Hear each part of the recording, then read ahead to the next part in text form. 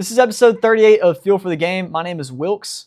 My name is Landon. And we are going to get into SEC conference record predictions, standings, all that good stuff. We're going to be doing ceilings and floors for these teams, as well as what we think their most likely record is going to be during 2026.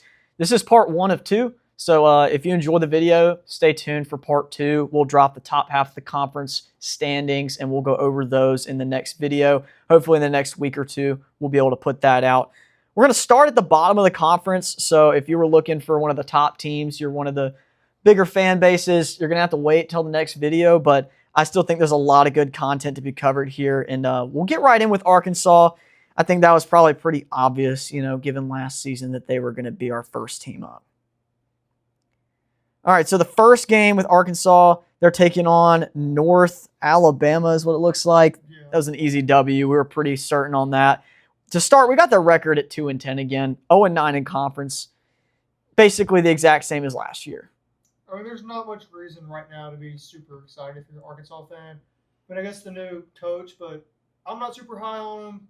And just with how competitive the SEC is, it's going to be really hard for them to have a good year. Yeah, just thinking about the team from last year before we get into more of the schedule, Talon Green and Mike Washington and Omega Blake were kind of the trio on offense that just took over. And they still went 2-10. They still went 2-10 with those guys. I think Omega Blake is back, but regardless, not having those guys back this year is a huge blow. I really don't think Arkansas is going to be able to string it together on offense compared to last year. Back. Okay, so assuming that they lose their 3 best players on offense, and that was really all they had, their defense was horrible. I don't have a lot of faith in Arkansas. I'm not a big fan of the hire of Ryan Silverfield either. So with that being said, to say that they did the exact same thing they did last year is probably not too outlandish. 9 conference game schedule for those of you who don't know this year in the SEC. That's insane. Arkansas is probably not too happy about that. So they go on the road to Salt Lake City to play Utah in week 2. Devin Dampier is going to be a problem. I don't think they win that game. It could be close because it's an SEC team, but they're basically going to be playing against Talon Green. Yeah, I don't think the SEC bias really, gets them much of a leg up here. Utah's an incredible team. They got Wayshawn Parker back at running back 2. They've added a couple guys on defense. Offensive line's always good over there. They lose their head coach, though, over to Michigan and Kyle Whittingham. We'll see how that shakes out. I'm not really sure what that's going to look like for them, but they're definitely a well more put together squad. So Arkansas starts off 1-1 in our eyes. They go to Georgia, or they have Georgia at home in Fayetteville for week 3. Not much to be said here. Nobody's expecting the Hogs to put up a fight. They drop to 1-2. They take on Tulsa. Now this game could be an issue for Arkansas. If they're as bad as we're expecting them to be, this is not a shoe-in game for them. I mean, I personally think Tulsa is going to be improved. So they've lost games like this before. Who was the coach? Chad Morris. They had some losses. I think so. Murdered them actually in one game, possibly. I know North Texas. I know North Texas did. They beat them pretty bad. I think they lost to Tulsa also. I can look that up. Yeah, that would not be a good loss for Ryan Silverfield because this looks to be one of their only 2 wins of the season. They got to win that one at home. Just flat out, you got to win that game. They got A&M Game 5 in College Station. It's no longer at Jerry World. For those of you who don't know, Dallas Cowboys Stadium was the neutral site for this game for a while. It's not there anymore. There's been some weird voodoo going on with this game for a while. You never really know what's going to happen. Some crazy stuff's happened. Most of the time, A&M comes out on top, though. This year, it's very lopsided. But I expect a possible close game. Last year was super close. Nobody thought that would be the case. A&M was undefeated. Arkansas was clearly the worst team in the SEC, but they ended up barely escaping from that one. I don't think that'll be the case this year. It was North Texas. Yep. They had the fake punt or the fake fair catch. It's also crazy, too, is Tulsa and Arkansas played 73 times. Really? Ever. Yeah. That's insane. It's kind of crazy that they played that much. It's close proximity. I'm sure with conferences and all that back then, it made sense for them to play. They played yearly for 60 years. What's the all-time record? It's 54-16. Yeah. It's to be expected. Arkansas was good back in the 60s, back when Jerry Jones was over there. Tulsa hasn't beat them since 76. Well, maybe this is the year. Ends this year. Who knows, dude? Maybe we called it here first on the Feel for the Game college football podcast. But next, they've got Tennessee in Fayetteville. I don't see that one being a win for them. They upset them the year before last, and then this year they had a chance to beat them. I just don't think they're going to have the firepower to be able to keep up with Tennessee. Tennessee, I think, will probably have a little bit of a down year compared to what they're used to expecting over in Knoxville, but I don't think that's going to be enough for Arkansas to get a win. They go to Nashville to play Vanderbilt. Vanderbilt's going to be a little bit different of a football team this year, obviously without Diego Pavia, but I think there's still going to be a solid squad under Clark Lee. I don't think that Arkansas gets a win here either. If you're an Arkansas fan and you're watching this, I really am sorry. I don't hate Arkansas, neither does Landon, but this is brutal. 9 conference games was not what the Pigs needed this year. They get Missouri at home. We also have Missouri taking this one. It's probably one of the more gettable games out there for them, but being a rivalry and everything, maybe they get up for it after the bye. Is this really a rivalry, though? Not really. In my eyes, when it was because it was on rivalry weekend that you treat it that way, but I never really felt much of a rivalry there. I think they hate more that it's considered a rivalry by like the mainstream than they actually hate each other. I think it was just Greg Sankey said it had to be a rivalry game, and so it ended up being a rivalry game on the schedule. But it is usually fun, though. It should be interesting. I don't expect a lot from Missouri either this season. So Arkansas is going to be traveling to Auburn again this year. Typical game between these two teams, but Auburn's a new look. We'll get to Auburn here in a little bit. I think Byron Brown has a field day. It's not going to be close. Auburn at home in Jordan-Hare, probably going to be a night game. I don't expect that one to be a good game.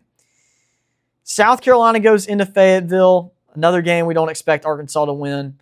I think Lenore Sellers probably is going to be too hard to stop for this defense. Nick Harbor probably has a big game, something of that nature. If South Carolina can run the ball, Arkansas doesn't have a chance. But if South Carolina is a letdown again, could be competitive. Lenore Sellers probably is going to have to be hurt for that to be the case, but don't see the Pigs having a chance there. Or in Austin, Texas the following week. They're playing against Texas at the end of the season. Probably going to be a time when you're not going to catch Texas on their B game. So don't see them winning any more games on this schedule. They have LSU at home to finish things up. That game's usually kind of weird. You know, they probably could have beat them last year, could have beat them when they had Malik Hornsby playing, but Harold Perkins ruined any chance of that happening. Who knows? Who knows? But Arkansas really, the floor is probably 1-11, assuming Tulsa has a chance to win. Most likely 2-10. Sorry. Ceiling for me, if the quarterback position plays out and they're able to get a little bit going on offense, maybe get some stops on defense every game, they could win 5 games. Maybe. You could pick up a win against South Carolina, Missouri, maybe Tennessee or Utah, something like that. A bowl game would be a work of the Lord for Arkansas to be able to pull that off. So I think that's the absolute ceiling, though. 6 wins. You could beat LSU in an otherworldly scenario. 100%. 100%. Given Arkansas almost beat Ole Miss and A&M last year, and they had an interesting game with Tennessee, they were competitive in most games last year. They didn't win them, but they were competitive. So hopefully they won't fall off any further with the transfer portal losses and NFL draft, all the things. That's the worst we're going to see on this list as we start part 1. Let's get into Missouri. I feel like this is going to be a tough one because a lot of people don't really understand why I stand on this with Missouri being always typically a little bit more low on them. I know a lot of people had them like in that mid 7 to 9 win range this year. That's possible. We've got them going 4-8. Probably a little bit more likely they do better than that. But starting off with Arkansas Pine Bluff, that's a win. Kansas last year gave them a run for their money early, and then they took hold, and Ahmad Hardy had a field day. They win that game. Not an issue. Troy, depending on what they bring to the table. Accidents happen. We love underdogs on this show, but not that much. Another question is, why is their SEC team still playing SWAC teams? I couldn't tell you. I mean, I don't know why we're playing 9 conference games, but I also couldn't tell you why we're playing teams like this. I mean, we're playing like high school teams. Like, what are we doing? Yeah, I'm pretty sure Arkansas played them last year and put up like 70. So. Yeah, Arkansas beat them like 70-0, and it was like 56 at halftime. Yeah, I think they like shortened the quarters or something terrible like that. Who knows? It's a problem. Maybe we'll fix it. Maybe we won't. Troy could be an interesting game for Missouri. If Austin Simmons is as turnover prone as I'm expecting him to be, Ahmad Hardy being questionable on his health, Who knows? They could be slow on offense. I don't expect them to be terrible, but I don't expect them to be consistent by any stretch. The game against Mississippi State in Starkville, I think State's going to be able to pull that off. I think Kamario Taylor is the better player at quarterback than Austin Simmons, and I think State's got a little bit more offensively that I trust. With Fluff Bothwell coming back, Anthony Evans coming back, you get a couple additions at wide receiver. I expect them to be solid, improved on defense, and a little bit more competitive. Last year, that matchup sucked. State kind of got screwed on the matchup, and I feel like if things kind of went their way a little bit more in that game, it would have been a lot closer. We got Marquise Johnson revenge game. That's true.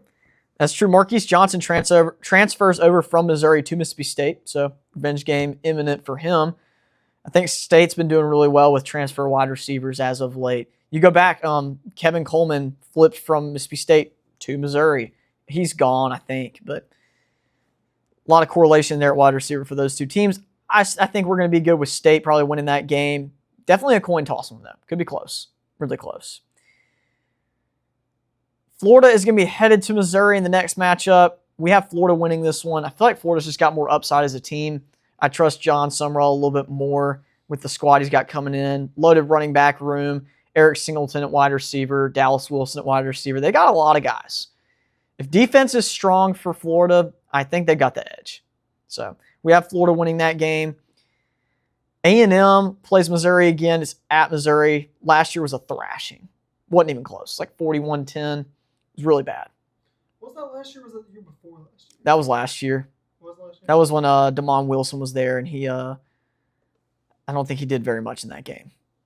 But regardless, I don't think that these teams are much different this year outside of quarterback position for Missouri and maybe some wide receiver change-ups between the teams. A&M is still very good, very talented. Missouri, to me, on a little bit of a decline. So I think A&M handles that. They take on Ole Miss and Oxford. I'm excited about this game. We haven't played Missouri since we lost to them. Trinidad versus Austin Simmons. That game is going to be fun, dude. I'm stoked about that game. I think that with it being kind of like a headliner game with the QBs, it should pick up a little bit of steam if Missouri hasn't lost a bunch of games. Could be fun. I don't really know how these teams match up because I think Ole Miss, to me, has better positional talent everywhere. There's not really a spot on the field where I feel like Missouri really has an advantage on Ole Miss. And maybe later in the season we'll change our minds on that, but I think Ole Miss probably runs away with that one. Austin Simmons over under 2 interceptions. Taking the over. 3. 3? Exactly. Probably safe, considering he had at least 1 turnover in every game, and he barely even played full games.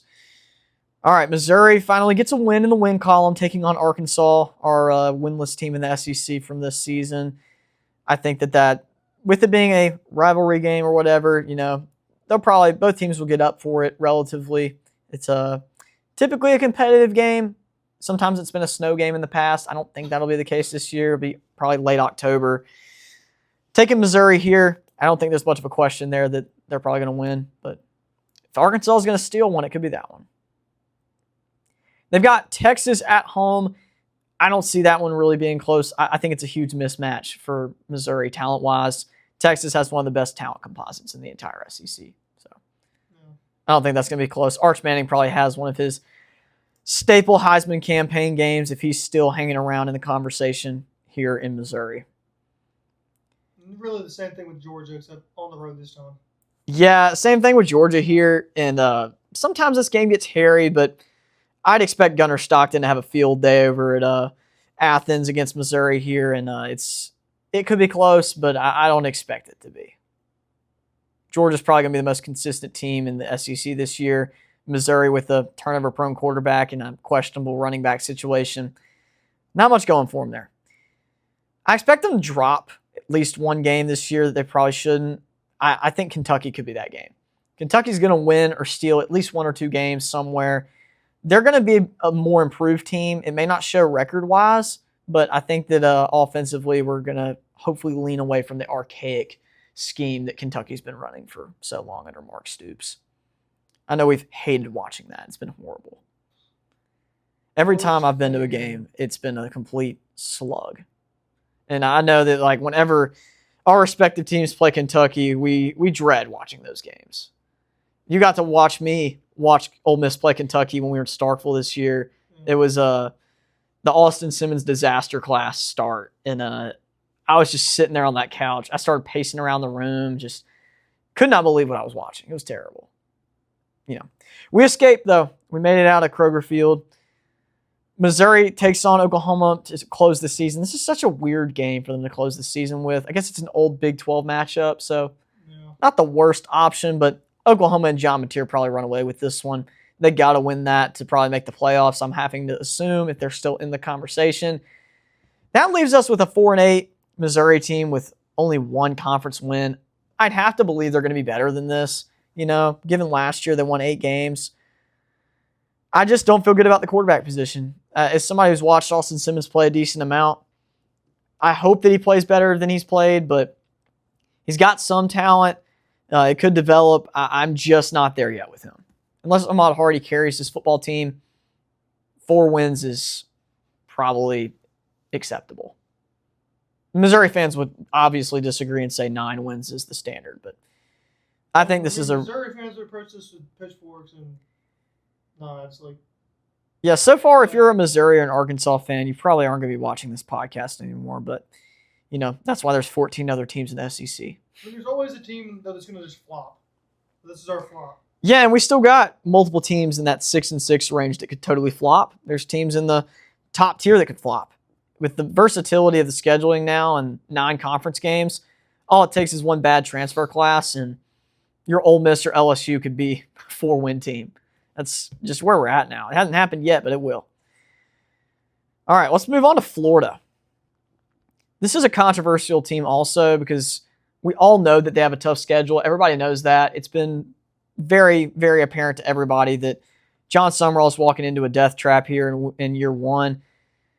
I feel like he gets off to a decent start. They have an easy first 2 games. Then they go into Auburn. I don't think they're going to be able to win that game. I think that Jordan Hare and Byron Brown are going to be able to handle this one pretty solidly. You get Ole Miss in the next game.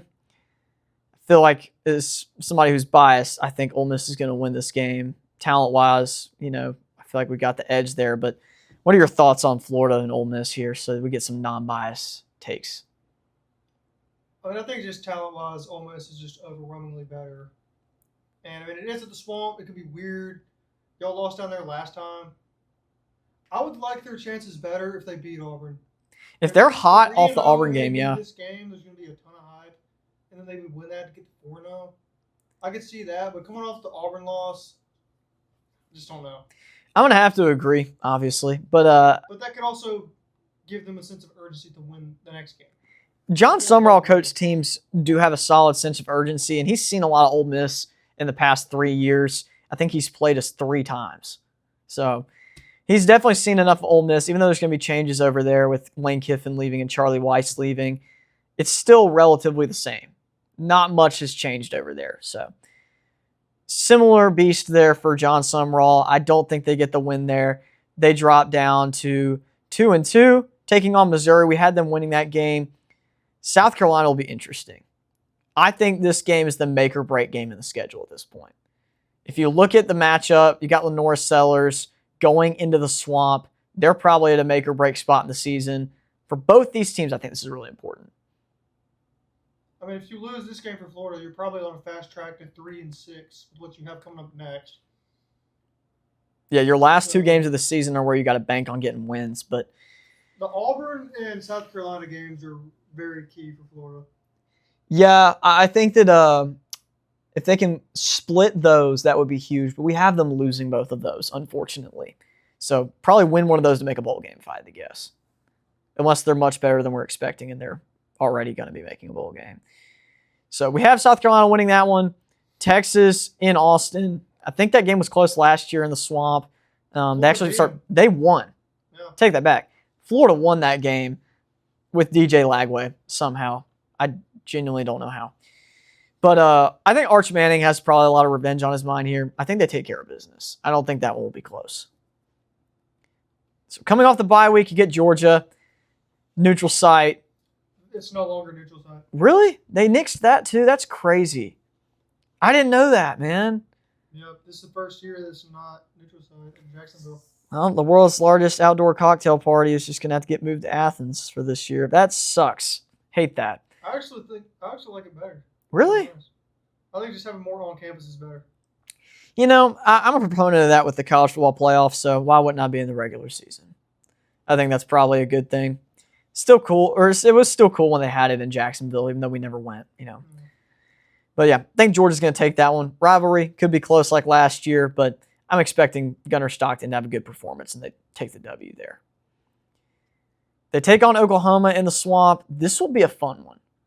I think this will be neat because I don't remember the last time these two teams played. I feel like it might have been did they play for a national championship? Like way back when Tim Tebow was there? Maybe that was the last time these two teams played. Oklahoma played LSU for a national championship once. I'm pretty sure they played Florida for the national championship when Tim Tebow won. 2009, Florida beat Oklahoma 24-14. Yep. And then they played in 2020 in the Cotton Bowl. Really? And Oklahoma beat them 55-20 in that game. They've only played twice ever. You said it was 2020?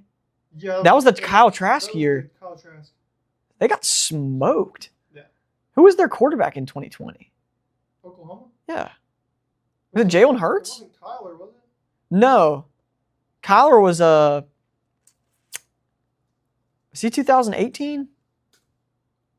Let me see who it was. Dude, we're gonna have if you watch this podcast anymore after this or already have. Spencer Rattler played the bowl game. Yep. So these are the conversations we like to have, little tidbits in between stuff where we kind of reminisce on college football in the past because of nostalgia. Why not? You know, if you don't take a break to go back and look at fun stuff, then what are you doing? And then Anthony Richardson played a little bit. Dude, that's gave up insane. 684 yards to Oklahoma. That was when the opt-outs started happening, right? I don't think they had Kyle Pitts or Kyle Trask in that game. They had Kyle Trask get through 3 picks and a touchdown. Ooh, that sucks. I think everybody thought that Florida team was like probably one of the best teams in the nation that year, and then they got waxed. Yeah, the freaking shoe throw, man. That ruined everything. That was insane. Never forget that. Florida football right there. Cole Taylor's shoe. For those of you that remember, you're a real one. All right, so let's get back to Florida football. That's current. We have them taking on Kentucky and losing at Kroger Field. Probably not something you want to hear as a Florida fan, but Kentucky's got to steal one. I think they get this one. At some point, Kenny Minchie's going to get into playing shape and really start to get a hold of the team. You know, it's his first year starting anywhere. So this late into the season, I think he's going to find some good football. I think that takes him to a win. They've got a good backfield too. So I think Kentucky will be able to use that to their advantage here. Very deep backfield. C.J. Baxter, big addition. Florida takes on Vanderbilt. They got revenge on their mind for sure. After last year, Diego Pavia, you know, he played the way he did, and Vanderbilt was able to get that win. I think that Tramell Jones is probably going to be the starter for Florida this season. I know I haven't said that yet. A lot of people probably are wondering what we think about that. With Aaron Philo being the other option, I feel like Tramell Jones has way more upside, way more versatility on offense, being able to run the ball, and he has a cannon. I like him. Unexperienced, but I think by now he's going to be playing some really good football too, and I expect them to be able to get a win against Vanderbilt late in the season. But, you know, Vanderbilt's one of those teams too. They're a lot like Florida. They've got a little bit of changeover, but they really need another good season. It's going to be one of those seasons with a young quarterback. You need a signature win. This game's going to be big. Yeah, but if they can have a solid season and like really start to establish that they're a winning football team, that'd be huge. Yeah, with Vanderbilt coming off a 10-win season, you know they're going to want to keep their stamp in the win column. Florida's just trying to get back there, you know. So, make or break game heading into rivalry week against Florida State. I think Florida's going to be better than Florida State this year. Unless Florida State has a massive turnaround just completely on both sides of the ball, I think Florida's going to have another edge this year. I think they get the win. That should be a fun game, though. I think both those teams have a little bit of a wild card in them. It's always fun.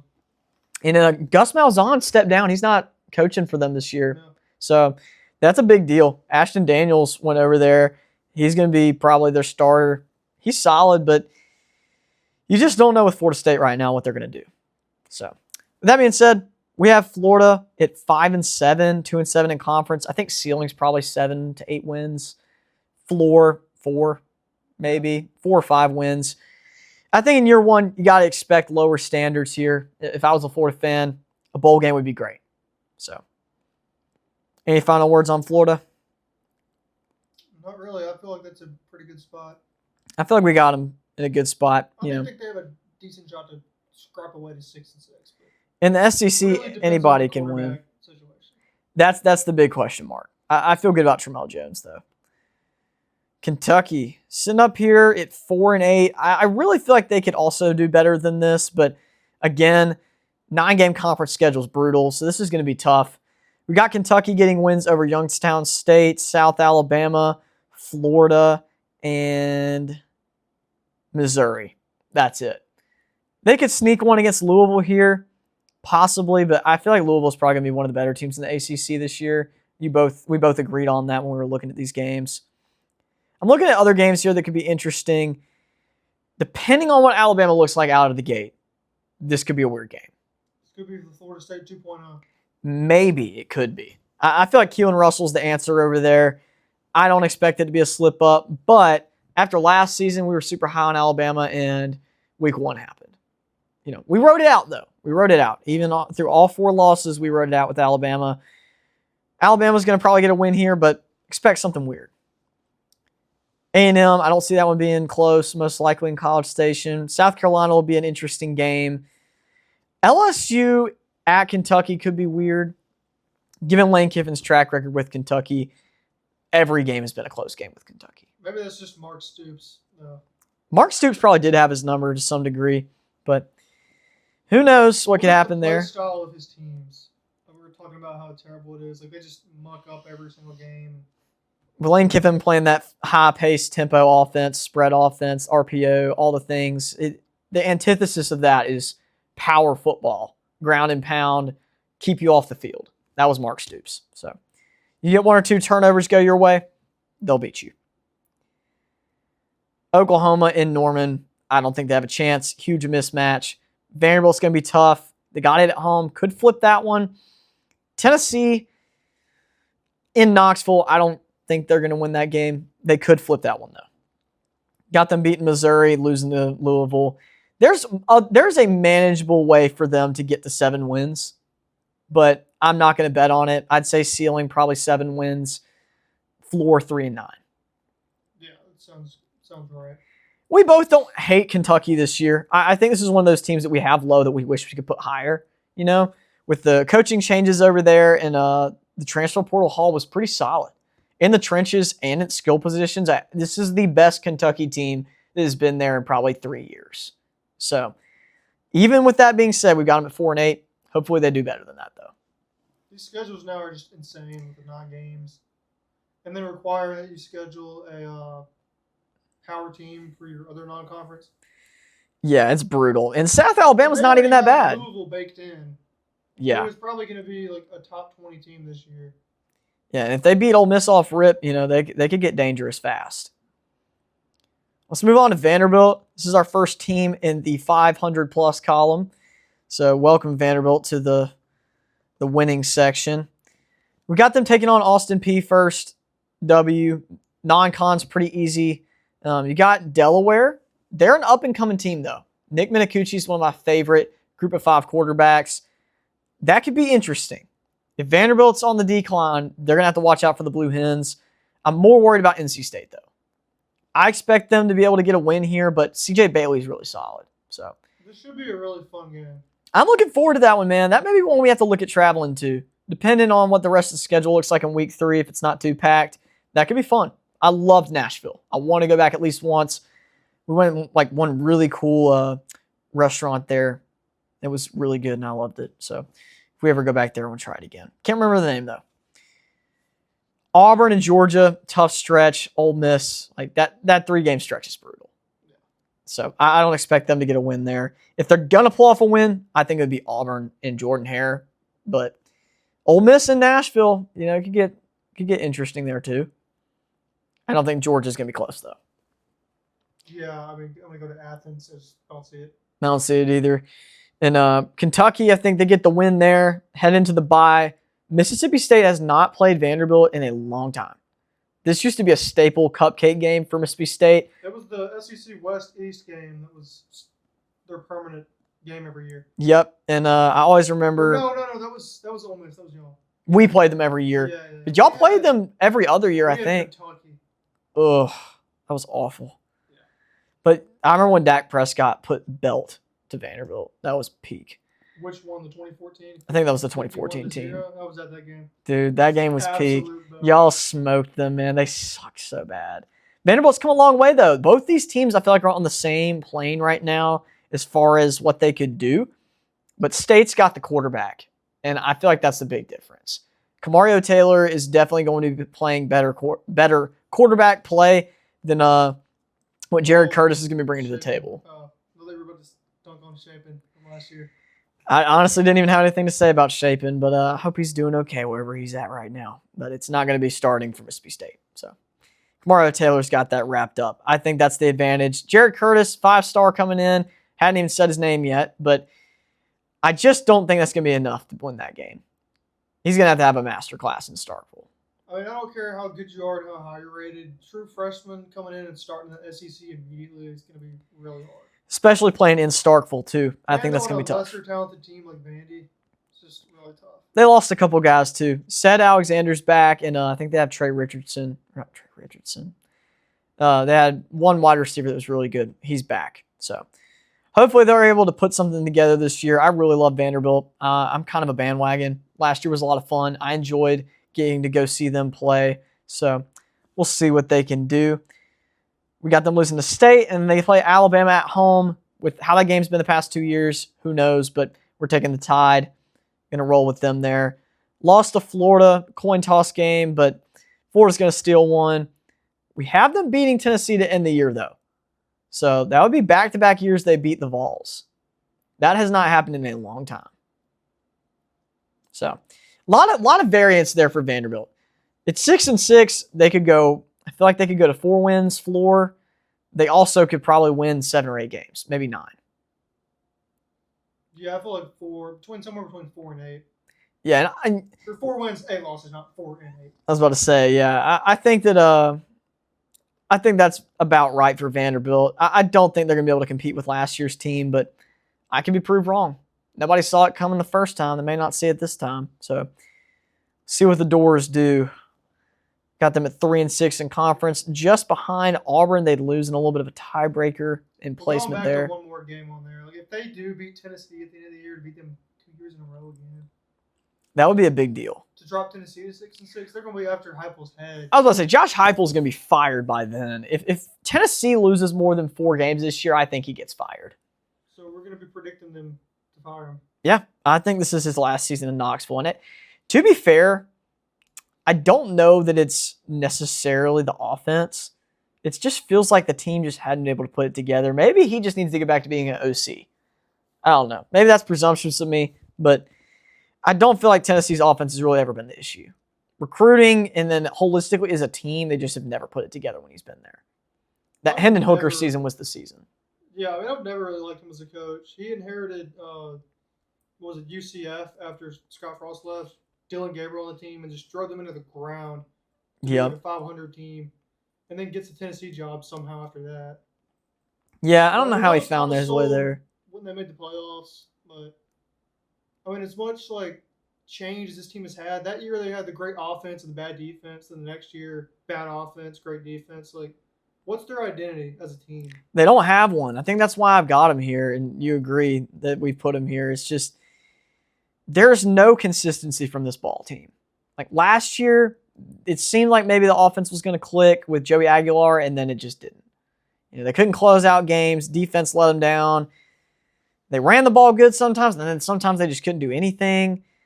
So I don't know what to think about this team. Definite wild card, but I just don't see as much upside with some of like Auburn, for example. A lot of upside at Auburn. So we haven't even started predicting Tennessee's record yet. Let's just go ahead and do them before Auburn. Then, yeah, they're all in the same spot. Let's get to Tennessee. So they take on Furman, W. Georgia Tech will be interesting.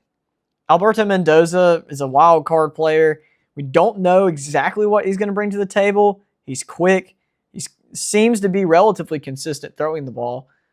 and he's Fernando Mendoza's brother. So I'd expect some solid play from him. I'm not down on Alberto Mendoza and Brent Key and company, but Tennessee's got to have this game. If they lose this game, they are cooked. So I have them winning that game. We agreed on that one. Kennesaw State could be weird, but they lose a lot of guys. Tennessee gets that one. You got Texas, Auburn, Arkansas, Bama, and South Carolina before the bye. We've got them only picking up wins against Auburn and Arkansas. I think the Auburn game is a toss-up, though. Would not be surprised if Auburn walks right into Knoxville and gets a win. Yeah, I mean, I'm not the biggest Auburn guy, but yeah, we're about to get to that in a second. And you need I have some strong opinions about Auburn. You need to say your piece before I start glazing Byron Brown. But I think Tennessee's going to get the win there, most likely. Lost to Bama, South Carolina, get the win against Kentucky. A&M's going to be tough. LSU will be tough. Vanderbilt's probably a toss-up, but we gave the win to Vanderbilt. Puts Tennessee at 6-6. Most likely, Heupel's out of there. I don't know what the situation at quarterback will be, whether it's George McIntyre or Fajon Brown. They need it to not be George McIntyre. I just don't think that guy's going to be able to bring enough to get this team to where they need to be. You need somebody with a high pedigree and a lot of talent to be able to take this team from a mediocre squad to a possible New Year's Six team. I'd say ceiling 9 wins, floor 5. And if they don't make a bowl game, I can't remember the last time they missed one. Oh, I mean, it's probably recent because like the Jeremy Pruitt years. I think they lost to Vanderbilt to miss a bowl game when Jeremy Pruitt was there. It was probably like 5 years ago, 6 years ago. Yeah, it was Derek Mason's saga over there at some point. That may have been in the teens still. That was a while back. I went way back with that. But yeah, Tennessee, I just don't know what to expect from them. So another wild card team. All the teams kind of meshed in the middle. It's really going to depend on the quarterback situation. I 100% agree. They're like Florida in that fact that where we really don't know who the starter is. They've got a high percentage guy with, like, he's been around for a little bit, you know, reliable. And then you've got the guy who's like super high upside but no experience. So one of these teams is probably going to pop off, though, with one of them. And one of them is going to hit, though. I bet either Tennessee or Florida will exceed expectations from where we've got them at. One of the two. There's just no way they're both down. The Brands just can't hang down that far for that long. Let's get to Auburn. I know you've got a lot to say about this, so why don't you say your piece about Auburn before we dive into the schedule?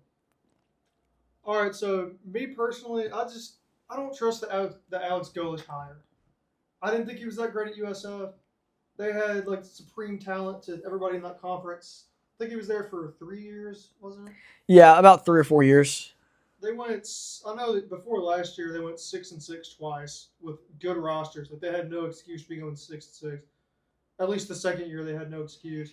And then last year, all the talent all over the field. Start off the year with that great dominant win against Boise. Looks like they're going to be the G5 rep, and then they end up going like 9-4 or whatever it was. Not even sniffing. Yeah, and then they beat Florida in the swamp. Yeah, that too. Like, I just don't trust him. If he had made the playoffs at USF, I might feel a little bit different. But I just feel like he hasn't won anything yet. Yeah, I think that Florida wins what he's hanging his hat on. Which Auburn is like the most pressure job in the nation right now. I'd say outside of LSU, it's the most. It's definitely a coach graveyard for sure. The most pressure from the fan base and the administration of like anybody. Well, here's the thing. I would agree because it's harder over there. It's probably the hardest job to have in America because of that. But LSU has everything set up for success. But if you somehow don't meet their criteria of like at least making the New Year's Six bowl games and winning them, you're a failure. At Auburn, if they could beat Alabama every now and then and sometimes make it to a New Year's Six game, you could survive a couple of years there. At some point, they're going to expect a playoff berth, but I think Alex Golesh is going to have about probably 2 to 3 years there to make that happen. But this year, their roster is basically just USF. It's a mix of Auburn and USF. I think that's a recipe for somewhere in the neighborhood of probably 5 to 8 wins. But I love Byron Brown. I'll put my hand up. I'm a Byron Brown glazer, and he's probably the only reason I have any faith for the squad. And I did enjoy watching the Bulls last year. So I do like Alex Golesh. I'm not as much of a hater on him, but I definitely am willing to be proven wrong on that. I mean, I was the supreme Carson Beck hater last year, which was sort of valid. I mean, I feel like he was carried for the most part by the offensive line and just some of the skill players they had. Yeah, I think I feel like he was like the least contributor on the offense. devil's advocate would be they made the national championship. No. And then you could also say if they had a better quarterback, they could have won the national I mean, championship. he did throw a pick to lose the game. Yeah, that is fair. But I think Alex Golesh and Auburn's going to be what I hate on this year. That'll be your thing. I do like Byron Brown, though. Not going to hate on him, but Golesh and just the team as a whole just don't believe. We'll make sure to return to that. Last year, we were huge Hugh Freeze haters, but we were all over that. We got the full experience. We got to go to the Missouri game. I think it was Hugh Freeze's last game, right? No, I think he survived like 2 more somehow. Insane. But one of his last games, we were sure he was going to get fired after that, and he somehow didn't. But it took about a week or 2 for him to get officially fired. That game, though, just sealed it for me. You know, they just couldn't make it happen. And it was the most Hugh Freeze game of all time. But Auburn football, let's talk about it. We've got Auburn starting 4-0. Baylor and Southern Miss non-con's not bad. Baylor's going to suck. They have fallen off. DJ Lagway will have to resurrect this team, and I don't think he's the guy to do that. Dave Aranda's probably in his last season there, if I had to guess, unless they do something crazy. I think those are easy first 2 wins. Southern Miss ain't going to be able to replicate what they did last year. They lost a bunch of guys. Florida, at home, they should win that game. Inexperienced quarterback play, probably still figuring it out at that position. Got to win that game. Vanderbilt probably will still be figuring things out with a new quarterback, but should be close. I think they'll handle business. Byron Brown's first real test will be on the road against Tennessee in Knoxville. Probably one of the toughest environments in college football. Hopefully Tennessee's still on the tracks. I think Tennessee steals that one. But outside of your obvious losses to Georgia, LSU, and possibly a close game at Ole Miss, Arkansas's a win. Lost to Mississippi State, toss-up game, but we like the Bulldogs there. Beat Samford, losing the Iron Bowl. Got them at 6-6. I think you probably feel pretty good about that. Maybe even 5-7 if you were really feeling it. But I think Auburn's got to be better than that this year. Yeah, I mean, we're kind of split on them. We just kind of had to agree in the middle here. This was probably the toughest one for us. And Auburn ended up in the middle because of that. There's a lot of people who are going to say that Auburn should be expecting 8 to 10 wins this year. I think that's insane. I think if Auburn makes a bowl game, this season was relatively a success. What kind of bowl game they make kind of determines how successful that success really is. I mean, if you want to go through every game, though, like going to Neyland, that's going to be a really big challenge. Obviously, going to Athens, very tough. Playing against the revamped LSU squad. Going to Oxford, and then going to Bama. Yeah. They're going to be heavily underdogged in all of those. Now, State is more of a toss-up, but at Starkville, we like State in that one. If you give them the State game, and then 7-5. maybe they steal one against Ole Miss or against LSU with their mercenary squad, who knows? You know, maybe they could beat Tennessee, start off 5-0, head into the bye against Georgia. If they start off 5-0, head into the Georgia game, we're looking at a different team. So that, I think the Florida and the Florida and the Tennessee game are going to be huge for Auburn. Absolutely monumental. Heading into the bye 5-0 would be a big deal. But I'm optimistic. I'm very optimistic. I like what they brought over from USF with the players. Coaching, yet to be certain on that, but gosh, I want Byron Brown to cook. As long as he doesn't cook Ole Miss, I want him to cook. If he could run for 150 yards and throw for 300 against LSU, that would make my life. I would be the happiest man alive. So, Auburn football, another really weird season coming up, I think, for them. Hopefully they don't overreact. I think that you need to get at least 2 to 3 seasons out of Alex Golesh before anything rash happens. You may disagree, but who knows what could happen this year. A lot of volatility there. Lastly, our number 9 slot goes to Mississippi State. And you could incorporate bias here from both angles. I know I'm an Ole Miss fan and Landon's a State fan, if that wasn't obvious already from the setup. But it has grown on me to root for the Bulldogs as much as I can, as much as I am allowed to as an Ole Miss fan. Probably more than I should. But let's just go ahead and say there's probably some bias inked in here. But if you don't think that Mississippi State with Kamario Taylor and Fluff Bothwell and Anthony Evans is going to be a problem for some people, you need to watch some film because they were a problem last year as an unpolished group. Went 5-8 last year. Could have won a lot more games than that, though. Could have gone 8-4 easily if we beat Tennessee in overtime. Or should have beat Tennessee in overtime. The Texas game blown. The Blake Shelton botch against Florida. And then those are three just disaster finishes. And we should have won. Any football team should have won those games. We could have been 8-4. Y'all could have been competitive in the Egg Bowl and in the Missouri game also, and y'all sold the bag on that.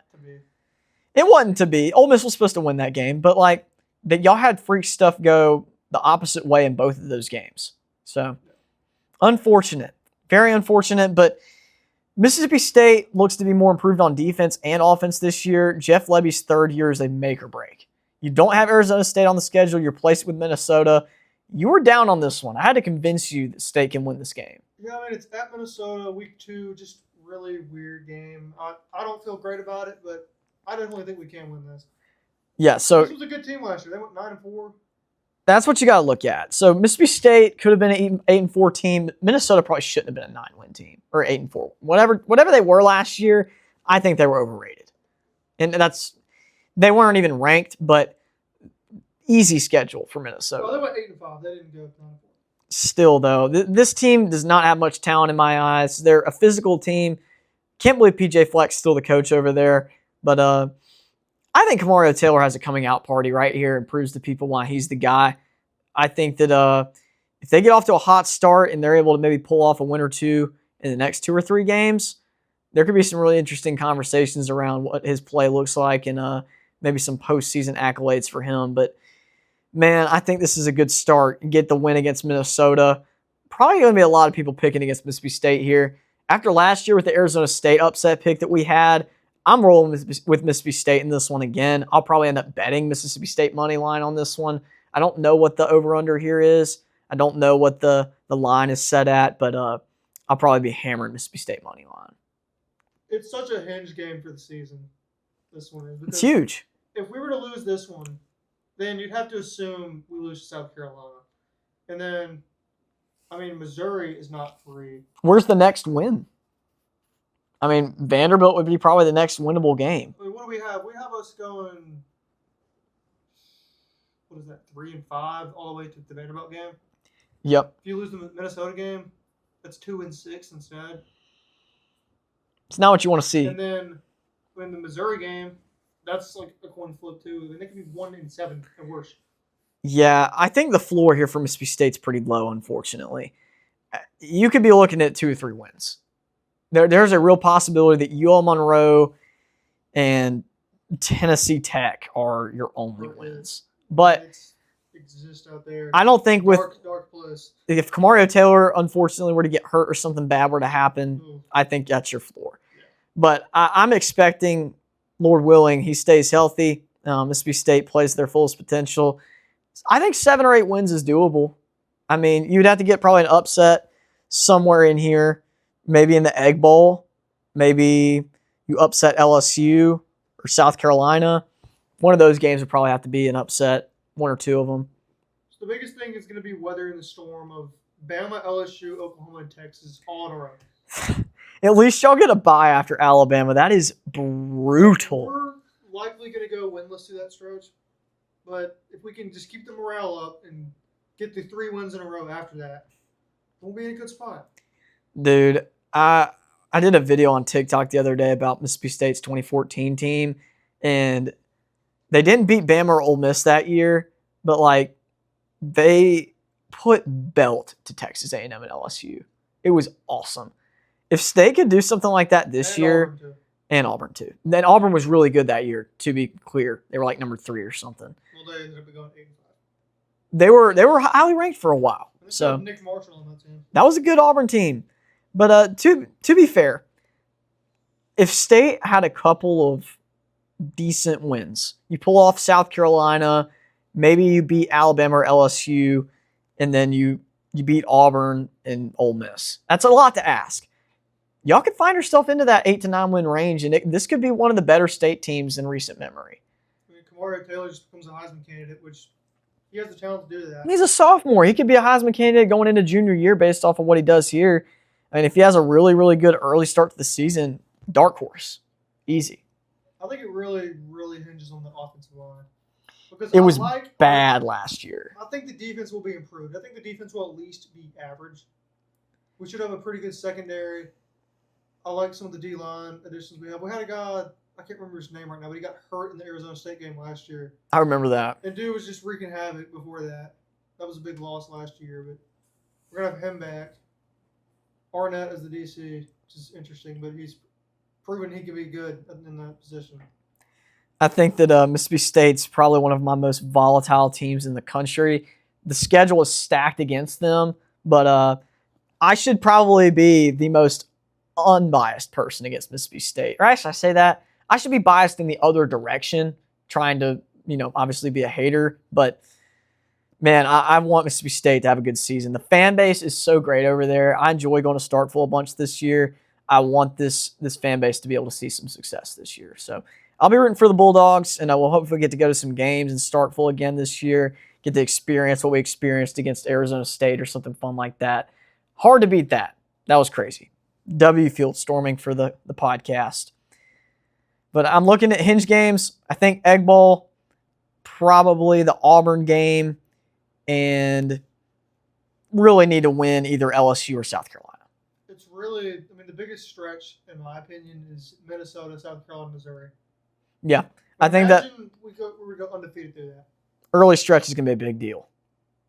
Heading into Alabama 4-0 would be interesting. Yeah. Alabama presumably would probably be 4-0. Too bad the kickoffs at 11 o'clock. That's terrible. Yeah. I guess they're just assuming the worst for the Bulldogs, but don't sleep on the Bulldogs. That would be a mistake. At least that's what I would think. That looks like it's going to round out part one. If you were looking for anything on the teams in the top half of the standings, here's the rest of our standings. I don't know if you can see it from there. We've got Georgia at the top, South Carolina rounding out the bottom of our second half here. So obviously we don't think that this is all going to just be chalk, right? We did this last year for the most part pretty similarly, and a lot of this stuff blows up after the first game. Things change really fast. Injuries happen. Teams showed to be more volatile than we could have thought. And for example, Ole Miss being the best team in the SEC last year, I did not see that coming. LSU being a middle of the pack to below middle of the pack team, nobody saw that coming. And you kind of sniffed it out a little bit. I'll give myself a little credit. I had them at 4 losses regular season, and they ended up having 5. So I wasn't hating hard enough, apparently. But yeah, a lot of stuff changes really fast. Everybody thought that Florida and South Carolina were going to be really good last year. They fell down the ladder really fast. And, things go crazy. Mississippi State was supposed to go 2-10. They won 5 games, probably could have won 8. What do we have Florida doing? I had them at like 8-4, 9-3. I was definitely lower on that. A lot of people had them making the playoffs. So let me see, actually. I'm wondering about that now. It'd be cool to check. But there's just so much volatility in this conference now with the non-conference game schedule. And with the playoff being 12 teams now, you're looking at the top 7 teams in the conference could make the playoffs with how we have the standings. If there was an expanded playoff, you could have the top 8 teams in the SEC make the playoff. So depending on how things shake out, this big old cluster in the middle with State, Tennessee, Auburn, and Vanderbilt, I don't expect them all to be around the same area. One of these teams is going to end up being a lot worse and a lot better. So we're not prophets. We're just here to have fun, shooting our shot with some predictions. But I feel like we got a pretty good read on a lot of the squads here. I know we didn't get super in-depth because we'd be here all day. But we'll get into more breakdowns on players and specifics about teams as we get into the season when we've seen real football. We're just going to be kind of 3,000-foot view or 30,000-foot view while we can before football gets played. We enjoy doing predictions. It's a lot of fun, even though it all blows up. But Landon, what did you have for us before we wrap up? I had Florida going 8-4, but they finished the year before so strong. Everybody thought it was going to be a launch pad. Josh Pate had them making the playoffs, and he had Nebraska making the playoffs, which we did call was not going to be a good season for them. So yeah, let me see what I had Nebraska doing. We were all over Nebraska 7-5. being That's what overhyped. they did. Praise him. We Never were all over that. Predict Nebraska to be good. Never expect them to be good. Make them prove it first. It's like Texas A&M. Pick them to go 8-4 until they don't sell. Did prove it last year. I know they only had 2 losses last year, but be so for real and tell me that if they lose the South Carolina game, that team is not finishing with 4 losses. That's a 4-loss team. Actually, sorry. They did only lose two games last year, but they played like an 8-4 team. They had one of the easier schedules in the conference. They barely beat Arkansas. Like, team was kind of fraudulent from the get-go. Barely beat Arkansas. Barely beat South Carolina. 2 of the worst teams in the entire SEC last year. Dogfight for 3 quarters. We just couldn't put it in the end zone. If y'all could have scored on a couple of those drives, it would have been way closer. I bet on that game. That was the end of my ride with Mississippi State last year. I rode them out on a lot of games, and I won a decent amount of money on Mississippi State, and then that game was just kind of... just about every game. That was kind of the final straw. But, yeah, Mississippi State rounds us out in the part 1 of the SEC standings. We're going to try to get out as many of these as we can before the season starts. We'll do them in parts most likely. That's just the most feasible way to do it. I think this was like close to an hour long, if not more. So you can imagine if we did all 16 teams, how long that would take. So join us back for part 2. We'll get into some of the more high-profile teams that are looking like they're going to make the playoffs, and guys that are going to be contending for the Heisman Trophy, hopefully. So lots more exciting stuff to come. Thanks for tuning in.